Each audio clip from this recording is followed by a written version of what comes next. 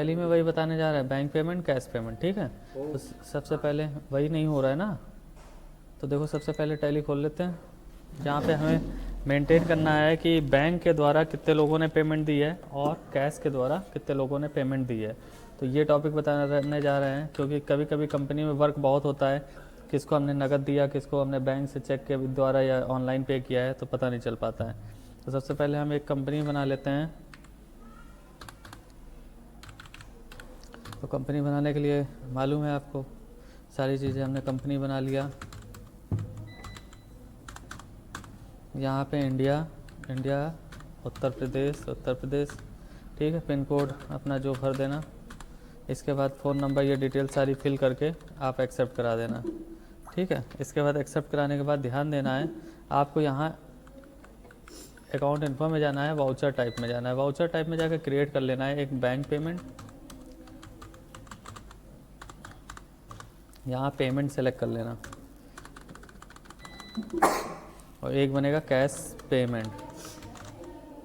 Cash payment भी payment में जाता है, तो पेमेंट ले लेना, और हो गया। अब हम यहाँ पे जाके हमने जो लेजर बना लिया, जो हमें पेमेंट करनी पड़ती है अपने व्यापार में, जिन लोगों को करनी पड़ती है।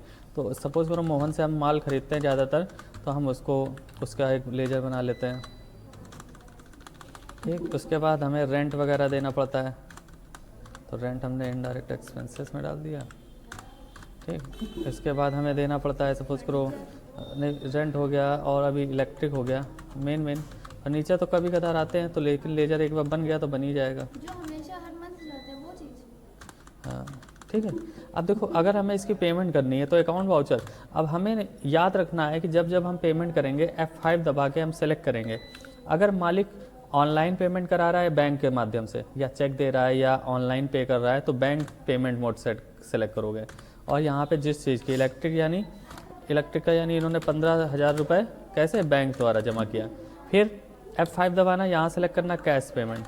कैश पेमेंट में मालिक आपकी दे रहा है कैश में, क्या मोहन को पैसा दे रहा है 10,000 रुपये, यानी इस तरीके हमने F5 दबाया, सेलेक्ट कर सकते हो। ये ऑप्शन दे रहा है कि बैंक से कितनी पेमेंट आपने की है और कैश कितनी है।